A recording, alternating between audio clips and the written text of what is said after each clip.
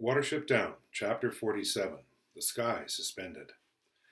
When Hazel stamped, Dandelion leapt instinctively from the edge of the grass. If there had been a hole, he would have made for it, and for the briefest instant he looked up and down the gravel. But then the dog was rushing upon him, and he turned and made for the raised floor of the barn. But before he reached it, he realized that he must not take refuge under the floor. If he did, the dog would stop. Very likely a man would call it back. He had to get the dog out of the farmyard and down the road. So he changed his direction and raced up the lane toward the elm trees. He had not expected the dog to be so close behind him. He could hear its breath in the loose gravel flying beneath its paws.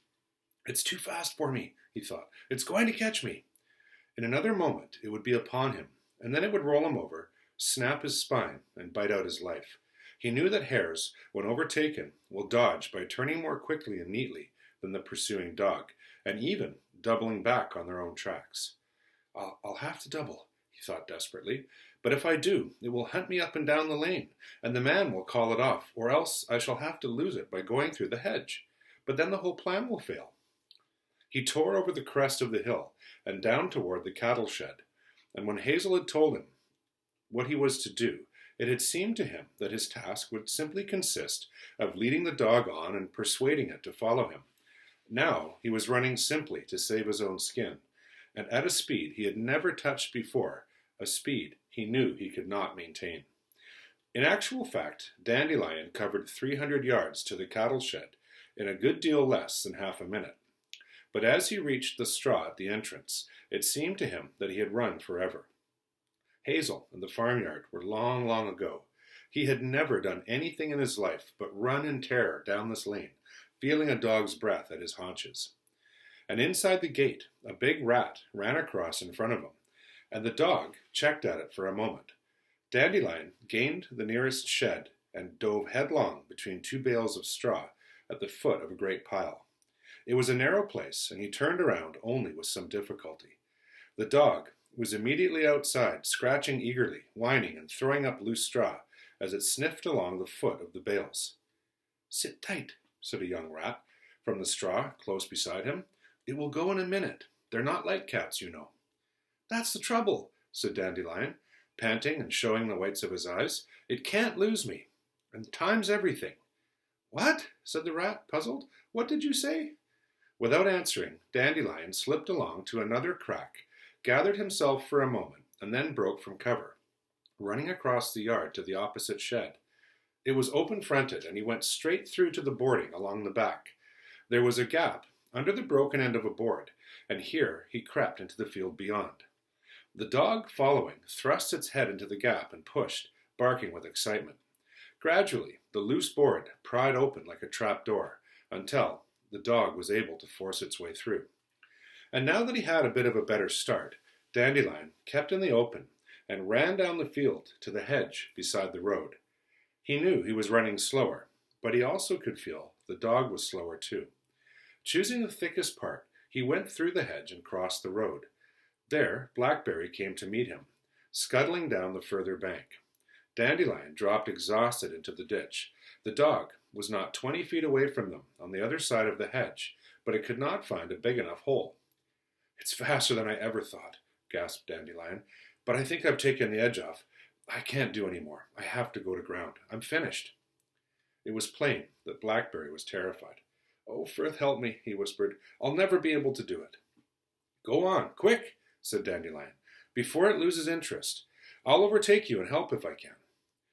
Blackberry hopped deliberately into the road and sat up.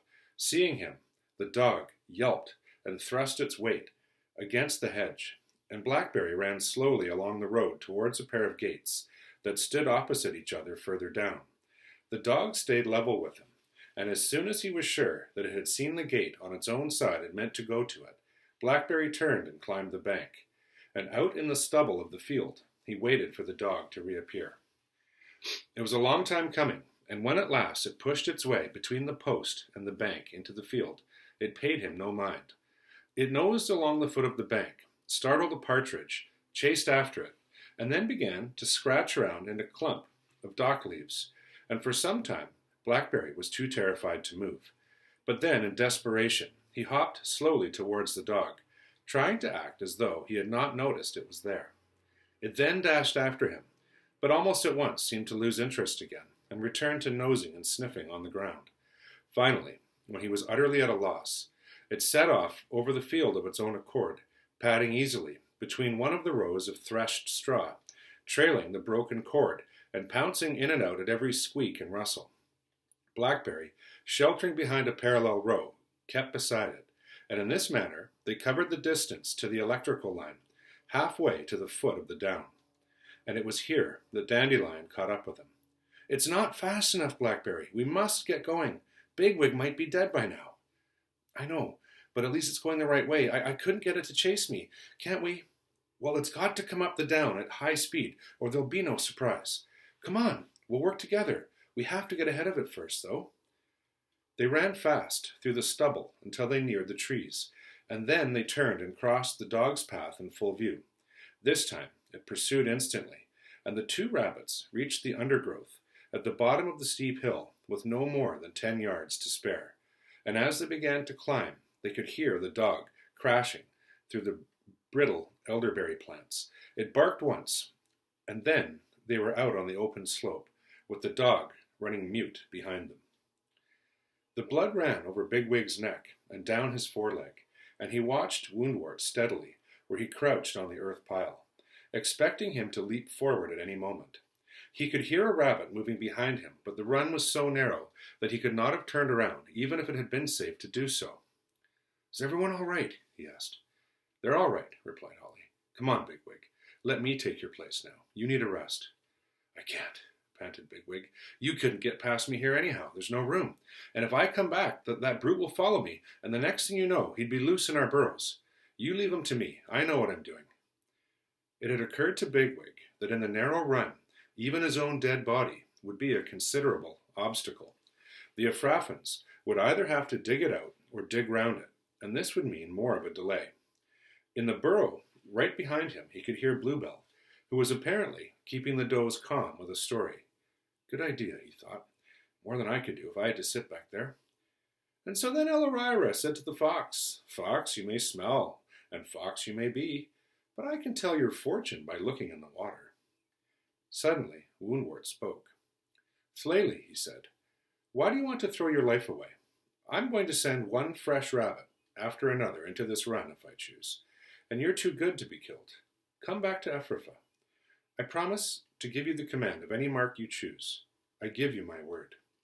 "Silfle Hraka," replied Bigwig. "Aha," said the fox, "tell my fortune, eh? And what do you see in the water, my friend? Fat rabbits running through the grass? Yes, yes." "Very well," said Woundwort, "but remember, Flaily, you yourself can stop this nonsense whenever you wish." "No," replied Elorira, "it is not fat rabbits that I see in the water, but swift hounds on the scent, and my enemy flying for his life."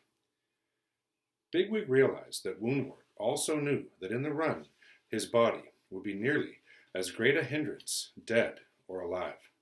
"He wants me to come out on my own feet," he thought, "but it's Inlay, not Ephrafa, that I shall go to from here." Suddenly Woundwort leapt forward in a single bound and landed full against Bigwig, like a branch falling from a tree. He made no attempt to use his claws. His great weight was pushing chest to chest against Bigwig's, and with their heads side by side, they bit and snapped at each other's neck and shoulders. Bigwig felt himself sliding slowly backwards. He could not resist the tremendous pressure. His back legs, with claws extended, made furrows on the floor of the run as he gave ground. In a few moments he would be pushed into the burrow behind him. And putting his last strength into the effort just to remain where he was, he loosened his teeth from Woundwort's shoulder and dropped his head like a cart horse straining to pull a heavy load. Still he slipped. And then, very gradually it seemed, the terrible pressure began to slacken. His claws now had a hold of the floor. Woundwort, his teeth sunk into his back, was snuffling and choking. And although Bigwig did not realize it, his earlier blows had torn Woundwort across his nose. His nostrils were full of his own blood, and with his jaws closed in Bigwig's fur, he could not draw enough breath. A moment more, and he let go his hold. Bigwig, utterly exhausted, lay where he was. After a few moments, he tried to get up, but a faintness came over him, and a feeling of turning over and over in a ditch full of leaves. He closed his eyes. There was silence, and then quite clearly he could hear Fiver speaking in the long grass. "You are closer to death than I. You are closer to death than I." "The wire!" squealed Bigwig.